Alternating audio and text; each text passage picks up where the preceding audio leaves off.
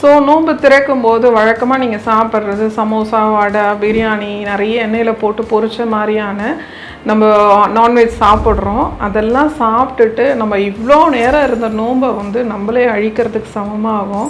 அதுக்கு பதிலாக நீங்கள் நோன்பு கஞ்சியில் பார்த்தீங்கன்னா பொதுவாகவே வந்து உங்களுக்கு பச்சரிசி எளிமையாக செரிமணம் ஆகும். அதோடு நீங்கள் வந்து ஜீரகம் போடுறாங்க, பூண்டு, அதே மாதிரி காய்கறிகள், சின்ன வெங்காயம் சேர்க்கறது, தேங்காய் பால் இதெல்லாம் மிக்ஸ் பண்ணி நீங்கள் ஒரு நோன்பு கஞ்சி எடுத்து சாப்பிடும்போது உடல் முழுமையாக ஆரோக்கியம் கிடைக்கும்.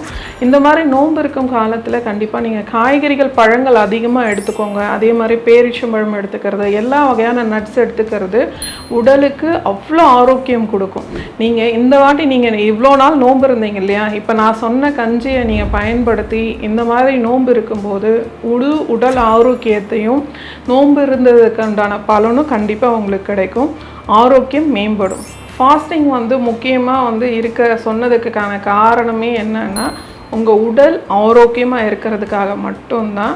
கடவுளை எந்தளவுக்கு நம்ம பயந்து வணங்குறோமோ நம்ம உடம்பையும் நம்ம பாதுகாப்பாக வச்சுக்கணுன்றதுக்காக கண்டிப்பாக ஃபாஸ்டிங் இருங்க. ஆனால் ஃபாஸ்டிங் இருக்கக்கூடிய காலத்தில் எந்த உணவு எடுத்தால் நம்ம உடலுக்கு நல்லதுன்றதை தெரிஞ்சுட்டு எடுங்க.